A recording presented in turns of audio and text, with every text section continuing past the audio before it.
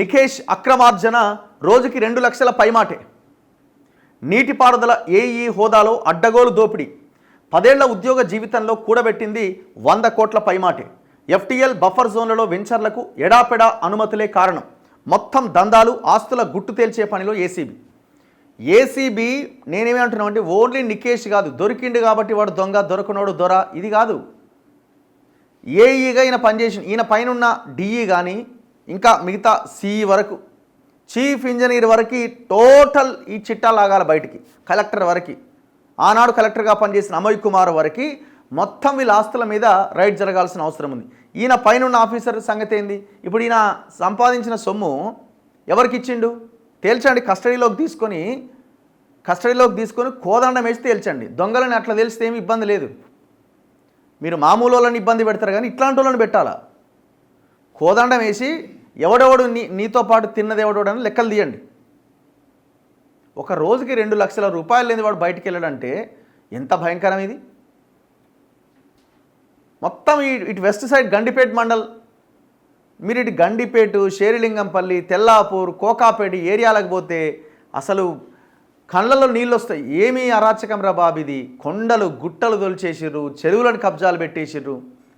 ఒక రకంగా చెప్పాలంటే విధ్వంసమే. మనం హైదరాబాద్లో ఇంత ప్రశాంతమైన వాతావరణంలో కొంత వెదర్ విషయంలో ఎంత ఎండగొట్టినా సాయంత్రానికి చల్లబడతారు. ఒక సమతుల్యమైన వాతావరణం ఉండడానికి కారణం ఇటువైపు నుంచి వచ్చే గాలులే.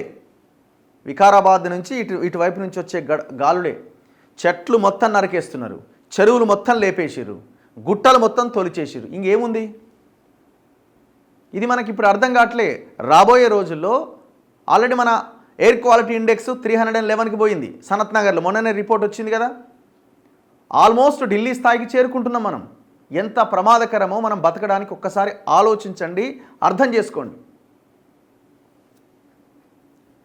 ఒక ఆఫీసరు రోజుకి 2 లక్షలు లేని వాడు ఇంటికి పోడు అంటే వాడు ఏమనాలి? వాడు ఇంట్లో అన్నం తింటుండా, పైసలు తింటుండా? మరి పైన ఉన్న ఆఫీసర్లు ఎవరెవరు లెక్కదేలా? వీడు చాలా చిన్న ఆఫీసరు. వీడు వచ్చింది కేవలం 10 సంవత్సరాలే. 2013లోనేమో అపాయింట్మెంట్ లెటర్ తీసుకొని జాయిన్ అయ్యిండు. 10 ఏళ్లలో 100 కోట్లు సంపాదించిందంటే ఆ పైన ఏమో రాష్ట్ర ప్రభుత్వం. ఇప్పుడు నా పాయింట్, ఎవడెవడి దగ్గర వసూలు చేసిండు లెక్కలు తీయరేంది? ఎవడెవడి దగ్గర ఎవడెవడికి ఎన్ఓసీలు ఇచ్చి లెక్కలు తేల్చిరు. హైడ్రా ఏం చేస్తున్నది? నేను ఎక్కడో రంగనాథ్ గారు కుంట్లూరుకు ఎక్కడో పోయినట్టు అక్కడ కాదండి సార్, ఈ లెక్క తేల్చండి. నికేష్ కుమార్ అనేటోడు ఎవరెవరికి పర్మిషన్లు ఇచ్చిండు మేము చాలా క్లియర్గా చెప్తున్నాం. మొన్న నేను పోయిన ఫినిక్స్ అనే కంపెనీ పర్మిషన్స్ ఇచ్చిన దాంట్లో కూడా వీడున్నాడు, వీడి సంతకం ఉన్నది. నికేష్ కుమార్ నుంచి మొదలు పెడితే హెచ్ఎండిఏ కమిషనర్ సర్ఫరాజ్ అహ్మద్ వరకు ఇందులో నేను డబ్బులు ముట్టినాయని ఆరోపిస్తున్నా. నేను ఆ స్టోరీ ఇంకో ఆదాబ్ హైదరాబాద్లో రాసిరో చెప్తా. బట్టి విక్రమార్కనేమో కబ్జా జరిగిందని అంటాడు, సర్ఫరాజ్ అహ్మద్ సుప్రీంకోర్టుకి వెళ్ళేమో అసలు ఆడ చెరువే లేదని రిపోర్ట్ ఇస్తాడు. ఏం చెప్పదలుచుకున్నారు ఈ సమాజానికి? ఒకవైపున హైడ్రాతో మేము కూల్చేస్తున్నాం అక్రమ కట్టడాలని మీరు చెప్తారు రేవంత్ రెడ్డి గారు. 100% కబ్జా అయిన చెరువుల లిస్ట్ అని బట్టి విక్రమార్క ప్రకటిస్తాడు. అధికారి పోయేమో అసలు ఆడ చెరువే లేదని ప్రకటిస్తాడు. ఎట్లా? నీటిపారుదల శాఖలో ఏఈగా పనిచేస్తూ ఇటీవల అవినీతి నిరోధక శాఖకు చిక్కిన నికేష్ కుమార్ రోజుకు తక్కువలో తక్కువ 2 లక్షలకు పైగా సంపాదించాడు. ఉద్యోగంలో చేరిన అనతి కాలంలోనే అడ్డగోలు సంపాదనకు రుచిమరిగిన నికేష్ కుమార్తో పాటు సన్నిహితుల ఇండ్లపైన ఏసీబీ బృందాలు చేసిన దాడిలో 17.73 కోట్ల అక్రమాస్తులు వెలుగు చూసిన సంగతి తెలిసిందే.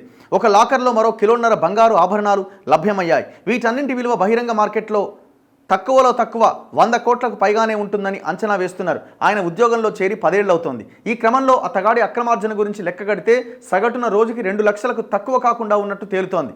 ఇంత భారీగా కూడబెట్టేందుకు నికేష్ కుమార్ ఎలాంటి కుయుక్తులకు పాల్పడ్డాడనేది తేల్చే పనిలో ఏసీబీ అధికారులు నిమగ్నమయ్యారు. ఆయన మరెవరికైనా బినామీగా వ్యవహరించాడా అనే విషయాన్ని కూడా తేల్చే ప్రయత్నంలో ఉన్నారు. వాస్తవానికి 10 ఏళ్ల క్రితమే నికేష్ కుమార్ ఉద్యోగంలో చేరిన గండిపేట ఏఈగా పోస్టింగ్ వచ్చాకే అతడి అక్రమార్జన ఇంతింతయని సాగినట్టుగా తెలుస్తోంది. నీటిపారుదల శాఖలో 2013లో చేరిన నికేష్ కుమార్ తొలుత వరంగల్ జిల్లాలో పనిచేసి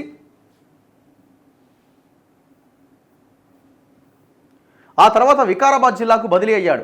3 ఏళ్ల క్రితం రంగారెడ్డి జిల్లాకు వచ్చాక రెచ్చిపోయినట్టుగా కనిపిస్తోంది. కీలకమైన ఇబ్రహీంపట్నం, మేడ్చల్, గండిపేట్ ఏఈగా పోస్టింగ్ దక్కడంతో వసూళ్లే ధ్యేయంగా పనిచేశాడు. నాలాలు, జలాశయాల పరిధిలో ఎఫ్టీఎల్ బఫర్ జోన్లలో అక్రమ నిర్మాణాలకు ఎన్ఓసీలు జారీ చేయడం ద్వారా అక్రమార్జనకు పాల్పడ్డాడు. అంటే నో అబ్జెక్షన్ సర్టిఫికేట్. ఆడ చెరువు లేదు, చెరువు ఎఫ్టీఎల్ లేదు, చెరువు బఫర్ లేదు, కట్టుకో, ఇది ఎన్ఓసి.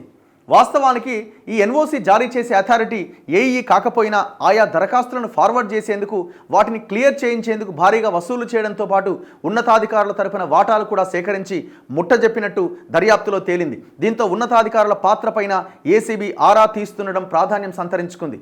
ఎవరైనా ఉన్నతాధికారులకు లేదంటే నేతలకు నికేష్ కుమార్ బినామీగా వ్యవహరించాడా అనే కోణంలో కూడా ఆరా తీస్తున్నారు. ఒక్కో దస్త్రానికి 50 లక్షలు వసూలు చేసిండు. నికేష్ కుమార్ పేరుకే గండిపేట ఏఈగా పనిచేసిన హైదరాబాద్, రంగారెడ్డి, మల్కాజ్గిరి జిల్లాలోని దస్త్రాలను సైతం డీల్ చేసేవాడని తెలుస్తోంది. అతడి ద్వారా దస్త్రం పంపితే వెనక్కి వచ్చేదే కాదని చెబుతున్నారు. ఉన్నతాధికారులను నయానా భయానా ఒప్పించడంలో నికేష్ దిట్టగా పేరొందాడు. ఈ క్రమంలో కొన్ని కీలక దస్త్రాలను క్లియర్ చేసేందుకు 50 లక్షల వరకు వసూలు చేసి ఉన్నతాధికారులకు వాటాలు పంచాడనే ఆరోపణలు ఉన్నాయి. జలాశయాల పరిధిలోని బఫర్, ఎఫ్టీఎల్లో నిర్మాణాలకు అనుమతులను నికేష్ సులభంగా ఇప్పించడంతో బడా వ్యాపారులు ఎంత మొత్తమైనా ముట్టజెప్పేందుకు వెనుకాడేవారు కాదని చెబుతున్నారు. విలువైన స్థలమంతా అప్పనంగా వచ్చేస్తుండడంతోనే వ్యాపారులు అలా ముందుకొచ్చేవారు. ఫార్వర్డ్ చేసిన దరఖాస్తులపైన ఆరా. గండిపేట ఏఈగా నికేష్ కుమార్ ఫార్వర్డ్ చేసిన దరఖాస్తులపై ఏసీబీ ఆరా తీస్తోంది. ఈ క్రమంలోనే బడా బిల్డర్లు, రియల్ ఎస్టేట్ వ్యాపారుల అక్రమ కట్టడాలపైన దృష్టి సారించింది. ఎఫ్టీఎల్ బఫర్ జోన్ల పరిధిలో భారీ నిర్మాణాల కోసం వారు పెద్ద మొత్తంలో లంచాలిచ్చి ఉంటారనే అనుమానాలు ఉన్నాయి. ఈ నేపథ్యంలోనే ఆయా దరఖాస్తుల నేపథ్యం గురించిన వివరాలు సేకరిస్తున్నారు. వాటిని పరిశీలించిన అనంతరం ఉన్నతాధికారులకు నోటీసులు ఇచ్చి విచారించే అవకాశం కనిపిస్తున్నది. మీరు అడగొచ్చు నన్ను, ఈ విచారణ జరుగుతుందని మీకు ఏమైనా కరెక్ట్గా మీరు చెప్పగలుగుతారా? మీకు నమ్మకం ఉందా అంటే నాకు నమ్మకం లేదు. నాకు నమ్మకం లేదు వ్యవస్థ మీద. మరి హైడ్రా తీసుకొచ్చి కదా మీకు ఎందుకు నమ్మకం లేదు అని అంటే, హైడ్రా ఆర్డినెన్స్ అయి అది చట్టరూపం కాకముందు పని ఎక్కువైంది. ఆర్డినెన్స్ అయిన తర్వాత హైడ్రాకు పని తక్కువైంది. విచిత్రంగా ఉన్నది ఇది. నేను చాలా క్లియర్గా అడుగుతున్నా రంగనాథ్ గారు మిమ్మల్ని, రేవంత్ రెడ్డి గారు మిమ్మల్ని, ఈ నికేష్ కుమార్ ఎన్ఓసి ఇప్పించిన నార్సింగి 2 చెరువులో కడుతున్న ఫినిక్స్ అనే కట్టడాన్ని ఎందుకు కూల్చలేకపోతున్నారు? ఒక ఉన్నతాధికారి ఈ మధ్య ఫినిక్స్ అనే కంపెనీతో ఒక హోటల్లో కూర్చొని చర్చలు జరిపి డీల్ సెట్ చేసుకున్నట్టుగా వార్తలు వస్తున్నాయి. చెప్పాలి మీరు ఆన్సర్. మేము చాలా క్లియర్గా చెప్తున్నాం. భట్టి విక్రమార్క నార్సింగి 2 చెరువు కబ్జా అయింది అనేమో మీడియా ముఖంగా చెప్తాడు, లిస్ట్ ప్రకటిస్తాడు. కట్ చేస్తే కొద్ది రోజులకి సర్ఫరాజ్ అహ్మద్ హెచ్ఎండి కమిషనర్ సుప్రీంకోర్టుకి వెళ్ళి అసలు ఇక్కడ చెరువే లేదు, ఆ పిటిషన్ వేసిన లుబ్నా సర్వత్ అనే ఆమె కోర్టుని మోసం చేస్తుంది, ఆమె మీద పెనాల్టీ వేసి ఆమె పిటిషన్ని డిస్మిస్ చేయండి అనేమో కోర్టుకు చెప్తాడు సర్ఫరాజ్ అహ్మద్. రేవంత్ రెడ్డి అదే నార్సింగి 2 చెరువు మీద, అదే నార్సింగి 2 చెరువు, దానికి ఆనుకొని ఉన్న ముస్కిన్ చెరువు, ఆ రెండింటి అవుట్ ఛానల్ ఏదైతే ఉందో ఆ అవుట్ ఛానల్కి వెళ్ళే దారిని కబ్జా గురైంది అని ఇదే రేవంత్ రెడ్డి గతంలో కేసు వేస్తాడు. ఈ లుబ్నా సర్వత్ గారి కేసును, రేవంత్ రెడ్డి గారి కేసును కలిపి ఇప్పుడు సుప్రీంకోర్టు విచారిస్తుంది. రేవంత్ రెడ్డి ముఖ్యమంత్రి, భట్టి విక్రమార్క ఉప ముఖ్యమంత్రి, రంగనాథ్ హైడ్రా, సర్ఫరాజ్ అహ్మద్ హెచ్ఎండిఏ కమిషనర్. చెప్పండి ఆన్సర్. మరి నికేష్ కుమార్ మీద విచారణ జరిపిస్తున్న మీరు నికేష్ కుమార్ ఇచ్చిన ఎన్ఓసీలు ఏవైతే ఉన్నాయో ఆ చిట్టా అంతా బయటికి తీయండి. మొత్తం దొరికిపోతారు దొంగలు. మీరు అసలు డౌట్ పడాల్సిన అక్కర్లేదు. నాట్ ఓన్లీ గండిపేట్, షేర్లింగంపల్లికి వెళ్ళండి, తెల్లాపూర్కి వెళ్ళండి, ఇంకా ఆ కోకాపేట వెళ్ళండి, మియాపూర్ వెళ్ళండి, మూసాపేట వెళ్ళండి, ఏ చెరువు దాని పొజిషన్లో అది లేదు. కథం చేసి పడేసారు. దీనికి కర్త, కర్మ, క్రియ, దీని వెనకాల బ్యాక్గ్రౌండ్ అంతా కల్వకుంట్ల తారక రామారావు. ఇదిగా మనం చెప్పాల్సిన అక్కరే లేదు ఇక.